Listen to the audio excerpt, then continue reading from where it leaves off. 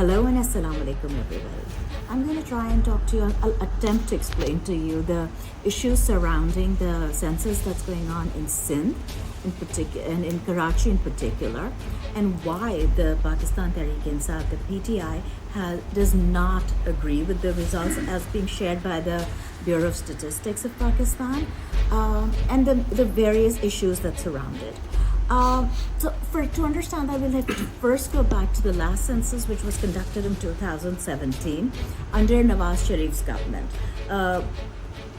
Now, the two major parties in power right now in the center that were like important to Karachi at this point were Pakistan Tehreek-e-Insaf and MQM, and they were allied at that point. So they refused to accept the count, which were in Karachi, which was close to 16 million, stating that they believed the count was much higher, and they demanded a recount, a more transparent count as well.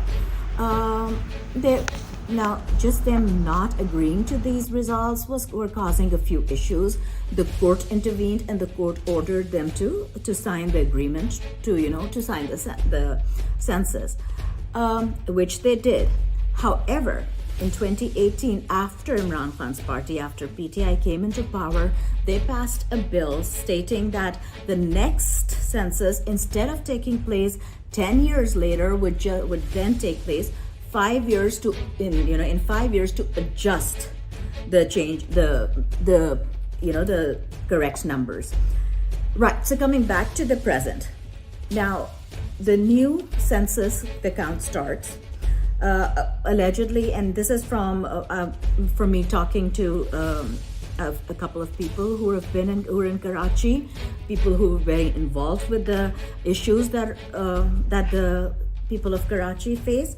And so they tell me that the census started with people, coming door to door, accounting teams made pretty much like they usually are made. However,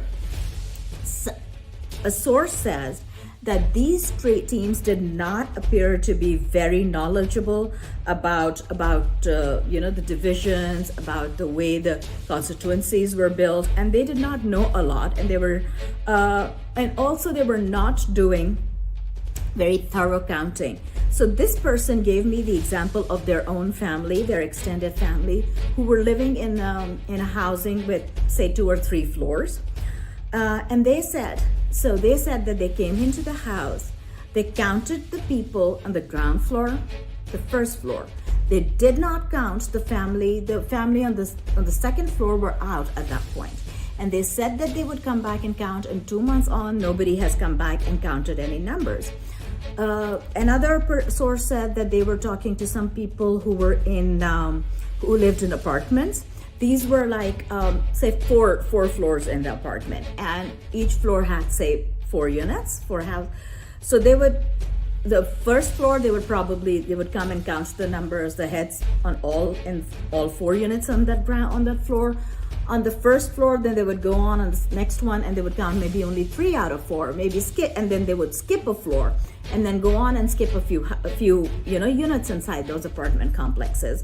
And those are, they say, very common stories coming from a lot of houses in Karachi. So loosely speaking, the numbers were not counted correctly. Now, the record areas so then the records were passed on, and those records were not, for the longest period of time, revealed. Whatever records were there were not revealed. Here comes the really, really funny part, that allegedly, when the records were revealed, which were as of the 30th of April 2023, the Pakistan Bureau of Statistics revealed close to 18 million people. So it was like, roughly 17,819, something like close to 18 million people. Now here's the funny bit, that the government says that we will give you an increase of, say, 1.8 million from the numbers that we have counted. The Jamaat Islami, which is another party in Karachi that gets, votes from Karachi, are insisting on 2.75 million. Like, it's weird. It is just so unimaginable that they're kind of haggling and they're negotiating on numbers, something as simple as just going there and counting the heads. Where do the negotiations even come from, right?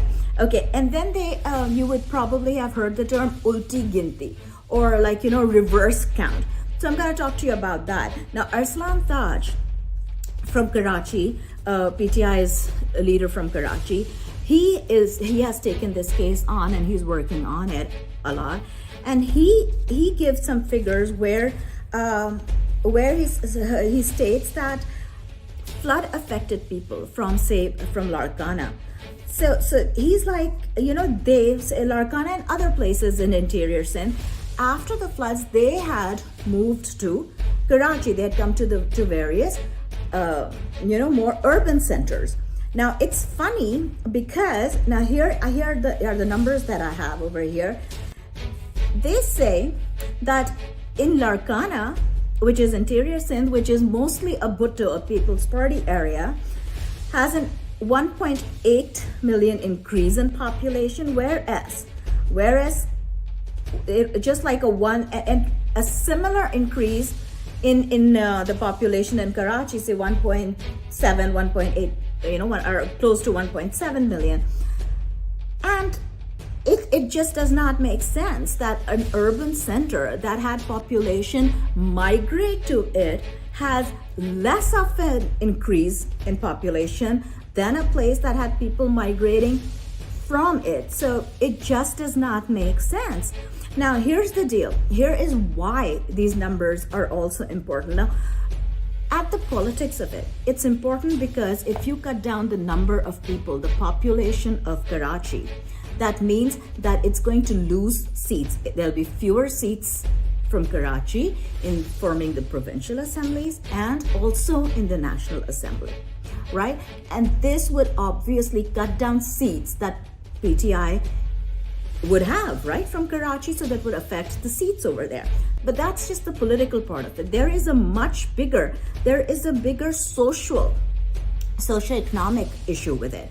I mean, there is a huge diversity of population here. There are unaccounted for people who came from the then East Pakistan, which then became Bangladesh. So as soon as partition happened in 1971, they just chose to leave the now Bangladesh, and they had just moved to Karachi. Those people were never given national identity cards. They were never given the citizenship or the nationality. There's close, so that would be close to 3 million of those people, and about 1.2 million of Biharis who are and then also lots of undocumented Afghanis over here. So that means there are lots and lots of heads which are just not even accounted for, right? Now, there are also people who come from various other parts of the province or even other parts of Pakistan for business because it's the economic hub. Now, these people, if you are not counting these people properly, the problem is then that it affects the water supply, the electric, it affects all the other amenities that are needed, the money that is given for roads, water, gas, everything. And how then do you effectively run a city, a metropolis the size of Karachi, if you don't even have the basic numbers? Once again, it always boils down to incompetence, corruption, bribery, and coercion, all of which are hallmarks of not just the PDM, but also People's Party. Until next time, take care.